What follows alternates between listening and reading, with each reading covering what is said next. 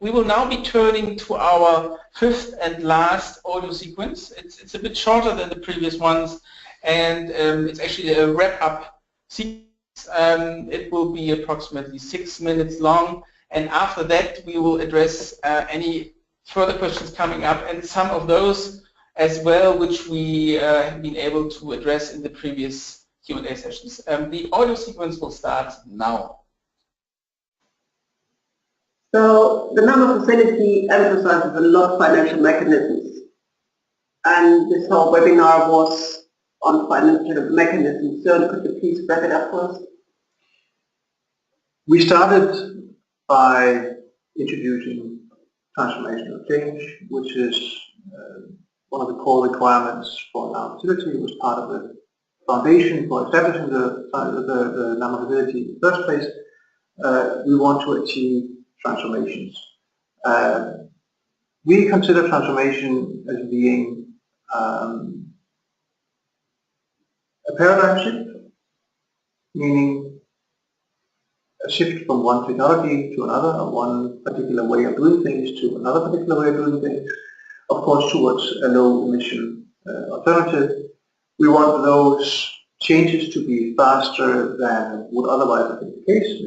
Deviation of business as usual, so a certain quickness or speed of the change, and we want those changes to be permanent, meaning that when the NAMA facility exits with its financing, there will be another financial structure, financial mechanism that keeps the momentum up, so to say. It expands on the activity, it makes sure that the activity does not fall back to where we came from when the NAMA facility is out again. We also talked about readiness for implementation. The NAMA facility is different from other financing instruments that are focused on NAMAs by being focused on the implementation of NAMAs. In our context, that means implementation of a financing mechanism. It is not the implementation of a project as the construction of a wind turbine or a waste incineration plant, as you mentioned. We are doing the financing mechanisms. That's what the NAMA facility is about. We have financing available, so therefore we put financing into financing mechanisms. Those mechanisms should then be promoting those investments by typically the private sector that we would like to see when investing into low emission alternatives. Implementation readiness means that when we start with our support for from the NAMA facility, those financing mechanisms must be ready for implementation, meaning that they can actually kick in and work in the beginning of our involvement so that we achieve the mitigation actions that the NAMAs are all about within the period of time where the NAMA facility is involved in activity. We talked about financing instruments. We talked about who puts them in place, who needs them, and where do we get the money from. It is in most cases, practically in all cases, the public sector that puts in place financing mechanisms that directs private investment into a certain direction, and that is what we are in fact also looking for in the NAMA facility. It is the public sector that puts these instruments in place, but it is in fact mostly the private sector that uses them. Meaning it is the private sector's investments that we would like to promote going into a lower emission path. Now, where do we get the financing from? The NAMA facility is one source, and we are in a certain period of time, but financing in the longer term needs to be put in place in order to make sure that the transformations are permanent. Those financing sources are most efficiently providing long-term cash flows, long-term support, if they come through the national public budget. So we would be looking for models where we are in at a certain point in time, but we are hopefully then promoting that the national public sector, financial structuring through financial instruments, take over the financing of the continued transformative activity. Now, in the end, we also have to choose those mechanisms that are the cheapest. We want to see a combination of instruments. We want to see considerations of different combinations of instruments in order to see how do we get as much as possible for the limited funding that we have available. That's of interest to us. It is, of course, also of interest to those that should step in at a later stage to take over from the NAMA activity, and if that is the public sector in the NAMA host country, it is, of course, also in the interest of the public sector that that intervention is as cheap as possible. So we would like to see different calculations on how do we get this transformation on the way in the cheapest way possible. So those were fundamentally the four issues that we've been touching on today. We are, of course, open to questions. Thank you for listening. All right, excellent. We now come to the final completing Q&A session of this webinar. We have collected some of the questions that have been flocking in on all of the audio sequences. The last one actually, which we received just now, I'd like to read it out, and Zerlücken will once again listen carefully and try to respond to that. And here it comes.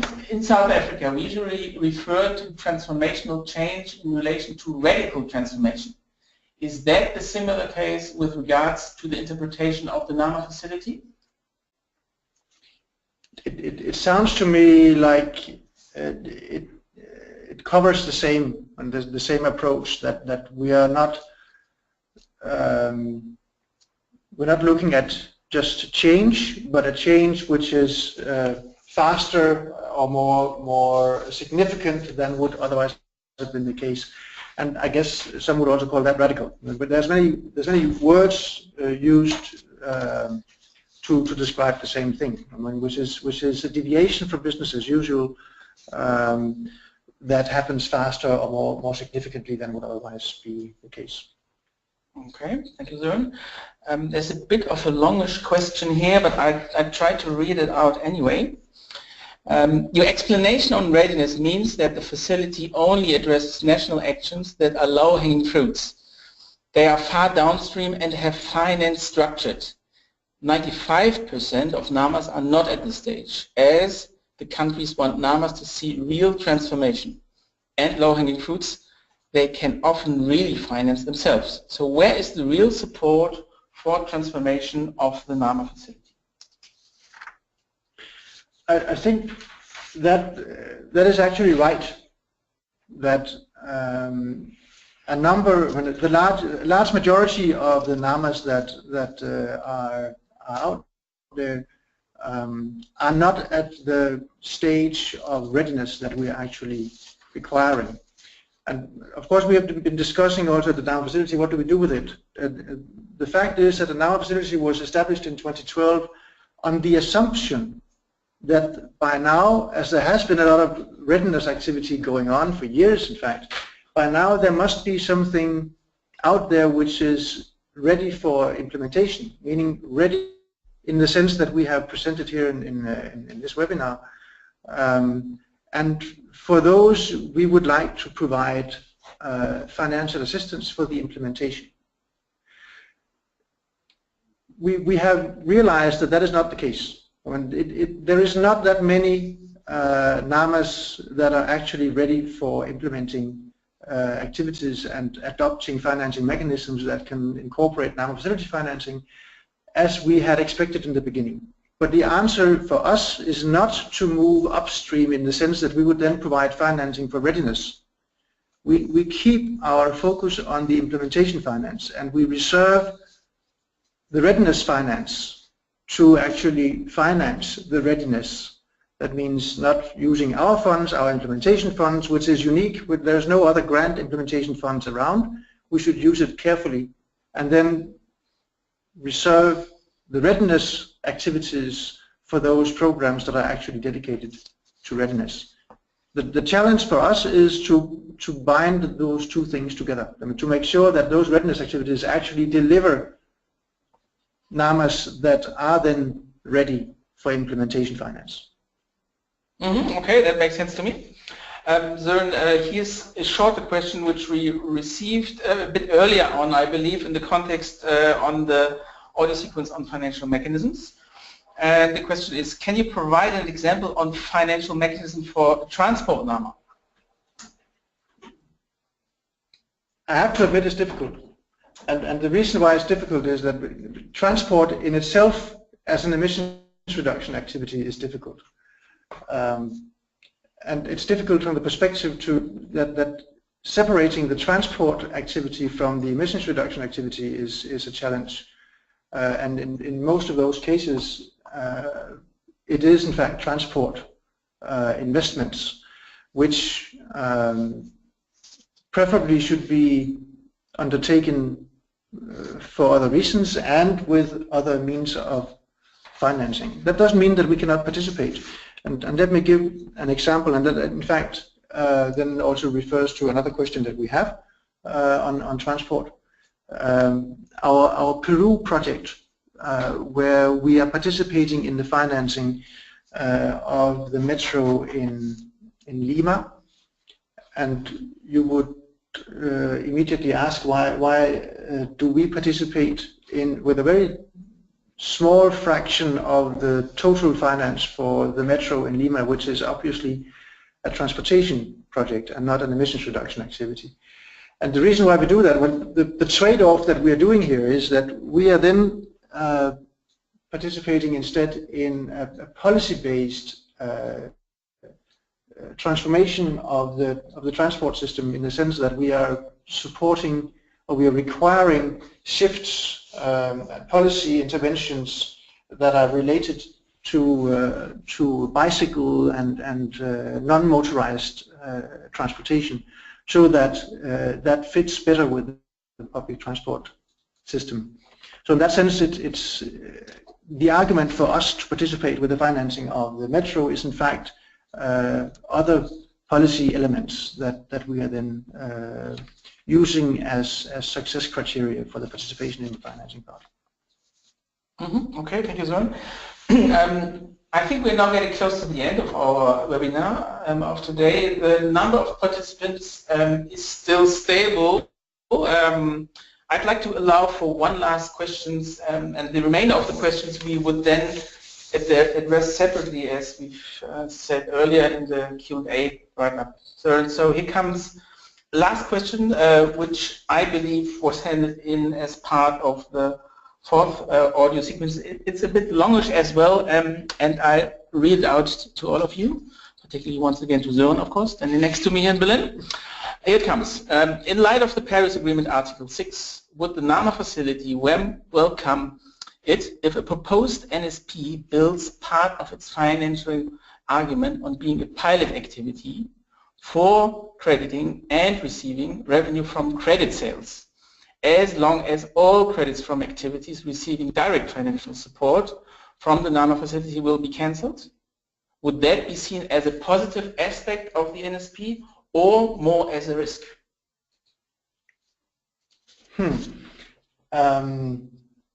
That depends a bit, I guess, on the overall structuring. Generally, the crediting of emissions reduction as a cap-and-trade system, you could say, is a very welcome instrument as long as it's national. And there's a lot of countries that are experimenting, at least with thoughts about introducing emissions trading nationally. The advantage of that is that you are creating a source of cash flow for those investments that have emissions reduction benefits. And that is cash flow that otherwise can only be achieved through the public budget, which is often constrained. So from that perspective, as a part of a financing model, I see no reason why we should not applaud the introduction of that kind, that source of cash flow as a part of the financing model that we participate in. There's no reason not to. And in terms of cancellation, I interpret that as being an indication that otherwise the credits would be exported. As long as the system is kept national, then it is part of the system that the credit would have to be cancelled. It cannot be recycled. So it would be delivered against an emissions reduction obligation or a cap on a national basis, and retired or cancelled on that basis. Thank you very much, Søren, for that explanation, with which I would like to end our Q&A session to this webinar. Once again, thanks very much, Søren, for joining us today here in Berlin and offering your answers to the questions. That also brings us to the end of our webinar of today.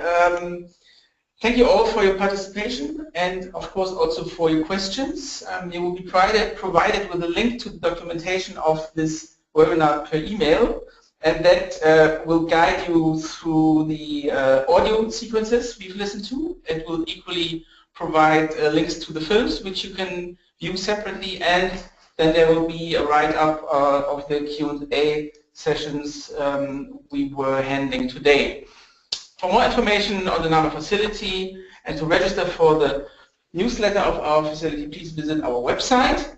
And yeah, that concludes our webinar. Thanks very much for Rainer, Radina, Søren Lütken joining me today here for this webinar, and we're looking forward to getting in contact with you soon. Bye-bye from Berlin.